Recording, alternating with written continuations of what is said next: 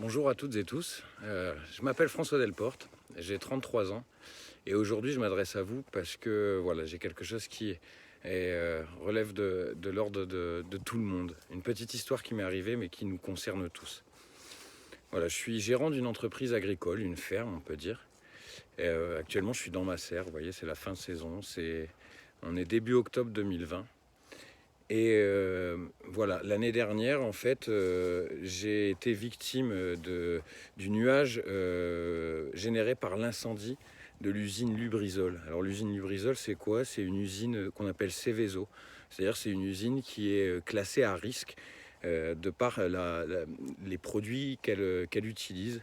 Donc Lubrizol, grosso modo, ça fabrique euh, des produits chimiques qui servent ensuite à l'industrie et aussi à la consommation courante. Enfin bref.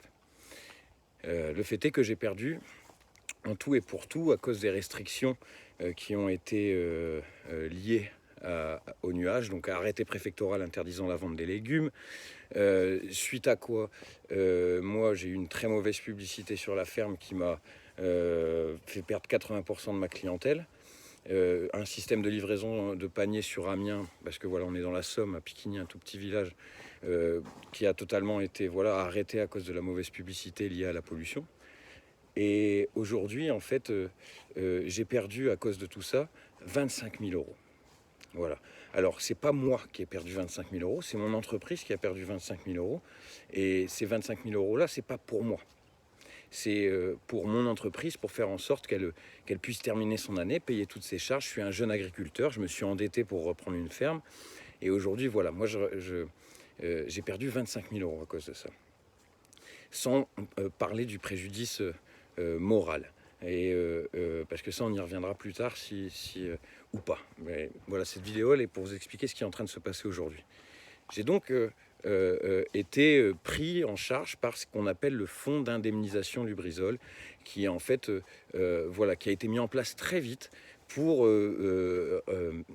dédommager les agriculteurs le plus vite possible, pour faire en sorte que ils puissent ressortir de ça sur le principe du pollueur-payeur, hein, comme ils disent, de dire à cause de nous vous avez perdu du temps, on va vous rendre l'argent de temps sans qu'il y ait de jugement, sans qu'il y ait tout ça. Voilà, on essaye de fluidifier les choses pour que on fluidifie aussi forcément l'économie, hein, la reprise de l'activité de l'usine. Suite à quoi, voilà, en fait, cette indemnisation se passait en ce qu'ils appelaient deux phases.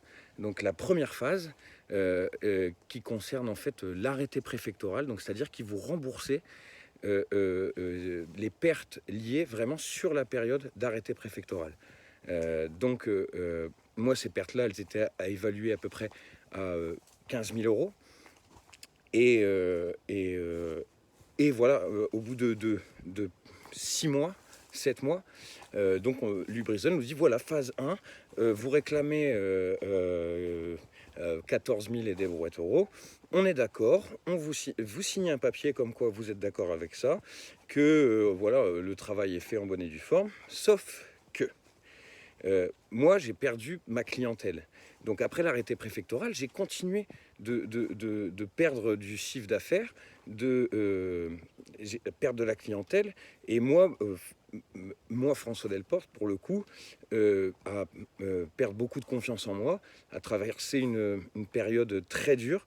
Ceux qui me connaissent savent à quel point je suis quelqu'un de jovial, plein d'entrain. Cette période-là, m'a mis par terre. J'étais plus capable de relever la tête, puisque tout le fruit de mon travail que j'avais investi depuis 3 ans s'est retrouvé vraiment, avec ce coup de mauvaise publicité, mis par terre. Donc moi, je leur ai expliqué à Lubrizol que moi, je veux bien accepter les 15 000 euros de la phase 1, mais j'ai perdu plus. Donc ils vous disent oui, pas de problème. Il y aura la phase 2 pour régler ça, et il n'y aura pas de souci là-dessus.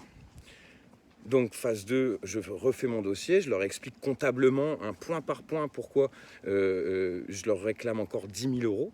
Donc il s'agit en fait de 5 000 euros qui sont liés vraiment à des pertes économiques de la ferme, et 5 000 euros que je considère comme du préjudice moral, parce que j'ai dû prendre j'ai dû devenir double actif, chose qui est encore le cas aujourd'hui. Donc c'est-à-dire que je travaille en grande surface aussi pour pouvoir me payer, puisque ma ferme, je gagne plus d'argent avec ma ferme. C'est-à-dire que je peux plus me payer avec ma ferme à l'heure d'aujourd'hui. Et donc je travaille à l'extérieur pour pouvoir subvenir aux besoins de ma famille. Et il s'avère que, voilà, moi je considère que je subis un préjudice moral parce que ma santé s'est détériorée. J'ai eu des problèmes liés à la surcharge de travail qu'a généré en fait l'incendie de Lubrizol, la perte de clientèle, etc. La nécessité de reprendre un deuxième emploi, et sans parler du côté psychologique de l'affaire. Voilà, moi, qu'on parle concrètement, pendant 3 mois, je ne pouvais pas entendre parler de ma ferme. C'est-à-dire que je faisais des crises d'angoisse, j'étais incapable de mettre un pied à ma ferme, ou dans des états... Enfin, voilà, j'étais vraiment mal à cause de ça, et il y a vraiment eu un gros impact sur ma vie privée, forcément. Hein. Heureusement que j'ai une famille qui m'épaule aussi, parce que voilà, ça a été dur pour eux aussi de me voir comme ça. Donc voilà, moi je demande 5 000 € de dommages, de préjudice moral. Chose à quoi ils me répondent, bah non monsieur Delporte, ces indemnisations de phase 2 que vous demandez, on ne va pas pouvoir vous les donner. Alors pour le préjudice moral, il s'avère que apparemment c'est pas du tout reconnu hein, dans ce genre de catastrophe-là. Mais par contre, pour les autres 5 000 € qui sont purement comptables, là c'est pareil. On me dit non, ça c'est bon. Puis de toute façon, vous avez déjà eu 15 000 € quand même, monsieur Delporte. C'est largement suffisant hein, pour un petit paysan comme vous. Sauf que non, non, non. Moi, j'ai perdu 25 000 € dans cette affaire-là. Donc, je ne vais pas laisser tomber l'affaire. Donc là, aujourd'hui, j'ai eu confirmation hein, du fait que c'était niette. Lubrizol ne me rendra pas, n'indemnisera pas les 10 000 € de la phase 2 que je demande.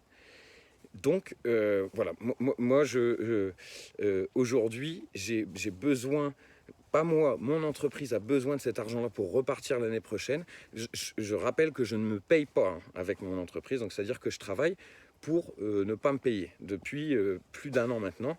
Et ça encore pendant 1 an, je pense, au moins, voire 2 ans, où je ne vais pas pouvoir me payer. Donc moi, tout ce que je veux, c'est que mon entreprise puisse continuer. Je travaille gratuitement pour elle, c'est mon entreprise, voilà. Mais je veux juste que, voilà, pour pouvoir redonner un peu de sérénité à mon entreprise, c'est ces 10 000 € là que je veux récupérer. Donc je vais, par le biais de l'Union des victimes de Lubrizol, qui est une association, je vous mettrai des liens pour suivre tout ça, il y a des autres personnes comme moi.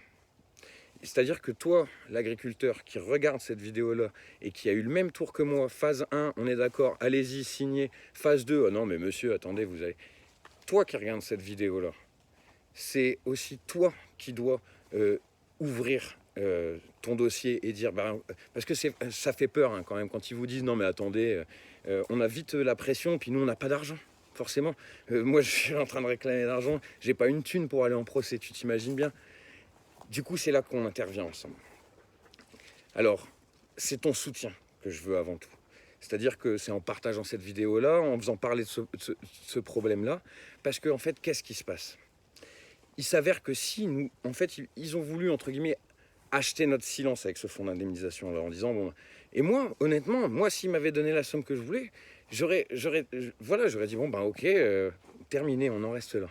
Aujourd'hui, quand on me dit, non, non, non, non, on va pas te... Eh ben, c'est une vraie injustice pour moi, déjà, premièrement, parce que c'est légitime ce que je demande. Et au-delà de ça, ça envoie quand même un message assez fort, c'est de dire que les pollueurs, justement, peuvent polluer en France sans problème, sans s'inquiéter au niveau de la population, qui n'est que des dommages collatéraux. Hein. C'est comme ça c'est comme ça qu'ils nous appellent en fait, hein. Grosso modo, c'est les phases 2 qui réclament et puis qui n'ont pas réclamé. On est des dommages collatéraux, tant pis pour nous, enfin, c'est comme ça. Sauf qu'en fait, s'il y a procès, il va y avoir, mais je veux dire, s'il y a un préjudice moral qui peut être reconnu pour moi par exemple, mais pour les autres agriculteurs aussi, ça donnera accès à quelque chose qui est beaucoup plus important, c'est-à-dire ça pourra donner à ce qu'on peut appeler un cas de jurisprudence, et auquel cas ça pourra vraiment préserver notre environnement grâce au contrôle des usines qui vont forcément être beaucoup plus attentives à ce qu'elles font. C'est-à-dire qu'aujourd'hui, si on va au procès et qu'on perd, le message il est clair. Le message il est clair, ça veut dire on peut faire de l'économie en France sans se soucier du tout de l'écologie. Alors, vous allez me dire, oui, c'est vrai, de toute façon, on le sait déjà, là. Mais justement, alors on fait quoi avec ça? On laisse tout pourrir? On se dit, ok, bah oui, de toute façon, laissons-les polluer, laissons-les faire. Moi, je ne suis pas d'accord, d'une part, pour mon entreprise. Je veux la faire repartir. Voilà, c'est une petite ferme familiale. On est installé sur 5 hectares. On fait du maraîchage biologique. Vous voyez, on produit des tomates, on produit des aubergines, des pommes de terre, vraiment des légumes diversifiés. Et on vend ça en vente directe. On est vraiment on fait du lien social dans le village. On amène de la nourriture bio sur la table des gens. On travaille avec les collèges, les écoles. Moi, c'est mon projet de vie, cette ferme. D'accord? Aujourd'hui, même si je ne me paye pas d'elle, eh ben, je travaille 2 fois plus parce que je suis encore jeune. Mais bon, je le sens physiquement. Voilà, donc aujourd'hui, on a besoin de votre soutien. On a besoin de votre soutien pour, d'une part, faire exister notre message, pour pas qu'on passe à la trappe et puis qu'on se dise, voilà, bah, Lubrizol, c'est fini. Non, non, c'est pas fini. Et pour d'autre part, voilà, essayer ensemble militer pour une économie des pratiques industrielles qui soit écologique et respectueuse de la sécurité, pas au détriment enfin, faire de l'industrie.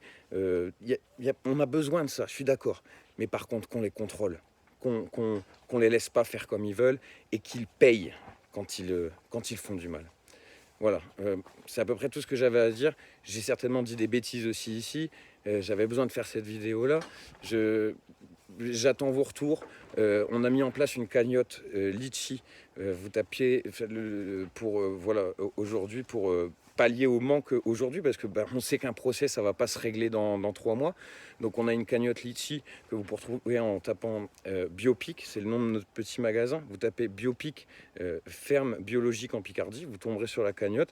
Et voilà, même si c'est 1 euro que vous donnez, ça montre que vous êtes avec nous pour ce combat, entre guillemets. Et j'espère que j'ai pu vous faire comprendre l'importance, à travers mon histoire, de cet enjeu-là, de ne pas passer à côté de ça. Voilà, maintenant c'est entre vos mains, vous pouvez partager cette vidéo. J'espère que les personnes qui sont dans le même cas que moi, c'est-à-dire les agriculteurs qui ont touché une indemnisation de phase 1 et qui, en phase 2, ne sont pas contents de ce qu'ils ont reçu, mais qui n'osent pas le dire, prendront la parole grâce à ce que je viens de dire aujourd'hui. Et, et voilà, j'espère qu'on va se rencontrer bientôt. En tous les cas, nous, on est en train de se fédérer. Je vous remets le lien pour l'union des victimes de Lubrizol juste en dessous de la vidéo. Et voilà, je vous dis à bientôt. Prenez soin de vous et ciao.